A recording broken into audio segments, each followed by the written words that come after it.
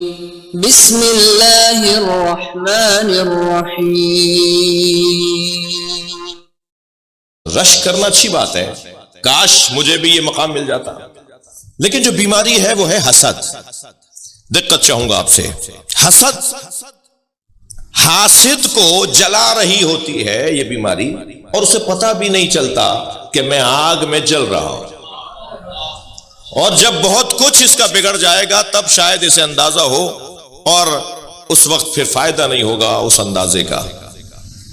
میں اپنے ان بچوں اور جوانوں سے کہوں گا، خبردار کسی کو ترقی کرتے ہوئے دیکھ کر چھوٹا دل نہ کیا کرو، اپنا دل چھوٹا نہ کیا کرو، بلکہ اگر کوئی ترقی کر رہا ہو تو اللہ کا شکر ادا کرو کہ کوئی تو خوشحال ہوا۔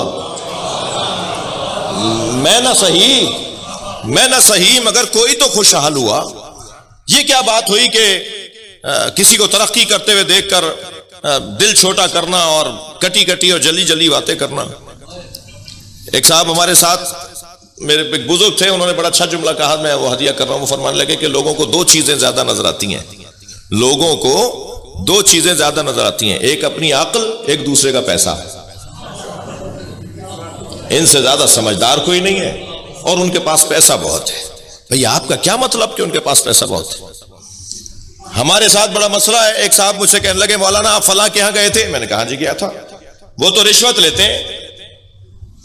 تو میں نے کہا تنخواہ بھی لیتے ہیں یا نہیں؟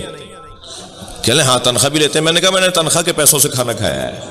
بھئی آپ کا کیا مطلب ہے کہ وہ رشوت لیتے ہیں؟ صلوات پڑھ لیں ذرا محمد و آل محمد۔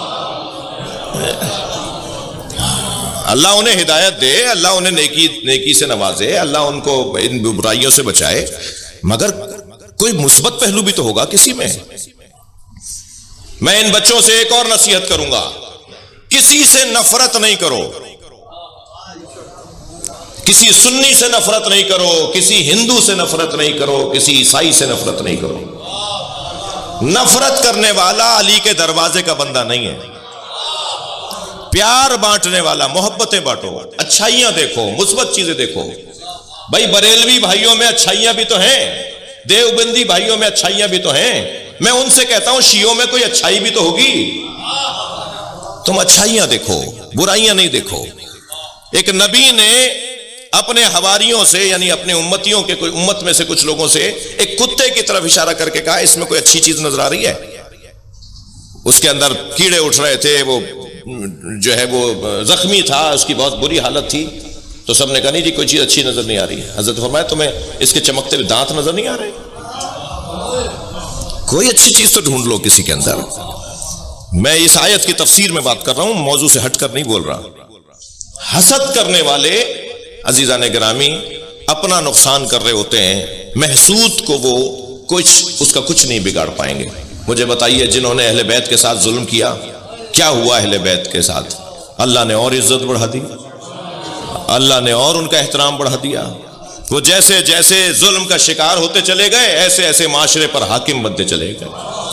بتائیے جتنا پیسہ علی کا ذکر روکنے کے لیے خرچ ہوا تاریخ میں، اتنا کسی اور پر خرچ ہوتا تو وہ میوزیم میں بھی نہ ملتا۔ لیکن جتنا آج علی کا احترام ہے معاشرے میں، کسی کا ہے ہی نہیں احترام۔ اور اگر کوئی برابری کرنے کی بات بھی کر رہا ہوتا ہے تو اسی مسلک کا عالم اسے ٹوکتا ہے۔ ان کا احترام اپنی جگہ، مگر علی علی ہے، یعنی خود اسی کو اسی کے مسلک کا عالم کہتا ہے علی کے برابر بات نہیں کرو۔ ان کا مقام بہت بلند ہے، مگر علی کا مقام علی کا مقام ہے۔ توجہ چاہوں گا، نبی نے ایک سفر میں کسی سے کھجوریں اس نے کھلائی نبی کو۔ سرکار نے کھجوریں کھا کے فرمایا جب مدینے آؤ گے تو میں بھی تمہیں کھجوریں دوں گا۔ سرکار کی رحلت ہو گئی، وہ آ گیا، حضرت ابوبکر کا دور ہے۔ اس نے کہا نبی نے فرمایا تھا مدینے آؤ گے تو کھجوریں دوں گا۔ حضرت ابوبکر نے بے ساختہ کہا علی کو بلاؤ۔ مولا علی تشریف فرما ہوئے، حضرت ابوبکر نے فرمایا علی یہ کھجوریں مانگ رہا ہے، نبی نے اس سے وعدہ کیا تھا کہ مدینے آؤ گے تو کھجوریں کھلاؤں گا۔ مولا علی نے 3 مشت کھجوریں اس کے دامن میں ڈال دی۔ صحابہ اکرام نے پوچھا یا ابوبکر یہ کام تو آپ بھی کر سکتے تھے؟ فرمانے لگے جب میں غار میں نبی کے ساتھ تھا تو ساری رات یا اللہ کی باتیں ہوئی ہیں یا علی کی باتیں ہوئی ہیں۔ ساری رات سرکار نے مجھ سے اللہ کی بات کی ہے یا علی کی بات کی ہے، اور جو علی کی باتیں مجھ سے کی ان میں سے ایک بات نبی نے یہ فرمایا انا کفایا۔ میں نے کیوں کہا علی تم دے دو؟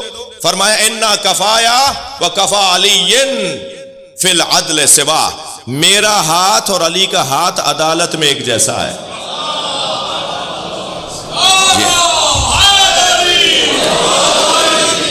عزیزو، حسد، خبردار بچوں سے عرض کر رہا ہوں، حسد کسی سے نہیں کرو. یہ وہ بیماری ہے جو اہل بیت کے دشمنوں میں پائی جاتی ہے، اہل بیت کے چاہنے والوں میں نہیں ہونی چاہیے. اس لیے کہ اہل بیت کے ساتھ حسد کی بنیاد پر اس آیت کی تفسیر میں مولا علی نے فرمایا کہ ہمارے ساتھ ایسا ہوا ہے. محبت کیسے کسی کی حاصل کی جائے؟ محبت کیسے کسی کی حاصل کی جائے؟ سورہ یوسف میں حضرت یوسف کے بھائیوں نے بابا کی محبت حاصل کرنے کا ایک طریقہ اپنایا ہے، اور قرآن سورہ مبارکہ نساء میں اللہ نے محبت حاصل کرنے کا ایک اور طریقہ بتایا ہے. ہمارے معاشرے میں جو زیادہ تر چیز رائج ہے وہ حضرت یوسف کے بھائیوں والی رائج ہے، جبکہ ہونا چاہیے جو اللہ نے نسخہ بتایا ہے. ہیں دونوں قرآن کی آیتیں. سورہ یوسف کے اندر ہے کہ حضرت یوسف کے بھائیوں نے سب جمع ہو کر، 11 بھائی جمع ہو کر کہتے ہیں اقتلوا یوسف واخوہ انا هو احب الی ابینا منا. آؤ چل کر یوسف کو اور یوسف کے بھائی کو قتل کر دیتے ہیں، اس لیے کہ یوسف بابا کے نزدیک ہماری نسبت زیادہ قربت رکھتا ہے، بابا اس سے زیادہ پیار کرتے ہیں. جب ہم اسے مار دیں گے تو پھر ہم ہوں گے، بابا کی محبت ہمیں مل جائے گی. یہ ایک طریقہ ہے کہ اگر محبتیں لینی ہیں تو ان لوگوں کو رستے سے ہٹا دیا جائے جن سے محبت ہو رہی ہے، پھر وہ ہٹ جائیں گے تو پھر ہم آگے آ جائیں گے. یہ قرآن میں کچھ لوگوں نے سوچا تھا ایسا، اور ایسا کرنے کے لیے چلے گئے حضرت یوسف کو مارنے کے لیے. یعنی کسی کو ہٹا کر، کسی کی جگہ، کسی کو اس کی جگہ سے ہٹا کر خود بیٹھنے سے اگر کوئی یہ سمجھے کہ میں اسے ہٹا کر خود بیٹھوں گا تو مجھے وہ مقام مل جائے گا، اس کی قرآن نے مذمت کی ہے. تم کسی کو ہٹا کر اس کی جگہ نہیں بیٹھ سکتے. ہر شخص اپنی روٹی مقدر میں لے کر آیا ہے، ہر شخص اپنا مقام اللہ سے لکھوا کر لایا ہے. کوئی کسی کی روٹی نہیں کھاتا، کوئی کسی کی جگہ نہیں جاتا. یہ ایک طریقہ، قرآنی طریقہ قرآن میں بیان ہوا، قرآنی تو نہیں لیکن قرآن میں بیان ہوا ہے. اور ایک طریقہ اللہ نے بیان کیا ہے، اور وہ طریقہ کیا ہے؟ ان الذین آمنوا وعملوا الصالحات. تم ایمان اپنا پکا کرو اور کردار اپنا مضبوط بناؤ. سیجعل لہم الرحمن ودا. تو پھر لوگوں کی محبت ان کے دلوں میں، لوگوں کے دلوں میں تمہاری محبت اللہ ڈالے گا. تم اپنا ایمان مضبوط کرو اور تم اپنا کردار مضبوط کرو. سیجعل لہم الرحمن ودا. اللہ ان کے دلوں میں تمہاری محبت کو ڈالے گا.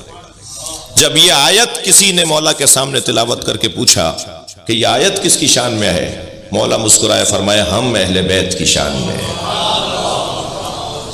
ہماری محبت لوگوں کے دلوں میں مضبوط کرنے والا اللہ ہے. اور الحمدللہ ہم اس منظر کو دیکھ رہے ہیں. ریبورن اہل بیت کے نام سے ایک سائٹ ہے، جا کر بچے اس کا وزٹ کریں. 600 سے زیادہ غیر مسلم جو مکتب اہل بیت میں آئے ہیں، انہوں نے مولا علی کی محبت کو محور بنایا ہے، علی کے کمالات کو محور بنایا ہے. پچھلے دنوں ایک جوان کہنے لگا جی میں کلمہ پڑھنا چاہتا ہوں علی ولی اللہ تک. میں نے کہا بھائی ہمیں بھرتی نہیں کرنی، میں اپنی بات کر رہا ہوں، وجہ بتاؤ کہ کیوں شیعہ ہو رہے ہو. تو میں نے کہا سچ بتاؤ، ہماری وجہ سے نہیں ہونا، ہمارا حال اچھا نہیں ہے. اہل بیت کے مکتب میں آ رہے ہو، ہماری وجہ سے نہیں آنا، ہمارا حال اچھا نہیں. کیوں آ رہے ہو؟ کہ اللہ نہیں جی میں آپ کی وجہ سے، یعنی آپ کی قوم کی وجہ سے نہیں آ رہا، بلکہ 2 باتوں کی وجہ سے آ رہا ہوں. جملہ بڑا اچھا تھا، وہ ویڈیو بھی اس کی سوشل میڈیا پہ وائرل ہوئی ہوئی ہے. ایک مجلس میں کھڑا ہو گیا تھا، پڑھا لکھا جوان، ایم فل کر رہا تھا کسی شعبے، کسی موضوع میں، اور کہنے لگا جی میں آنا چاہتا ہوں، آپ کی طرح ہونا چاہتا ہوں. تو وہ تو میں نے کہا جی کیوں؟ تو کہنے لگا 2 باتوں کی وجہ سے میں آپ کے مکتب میں آ رہا ہوں، ایک عظمت علی، ایک صبر حسین.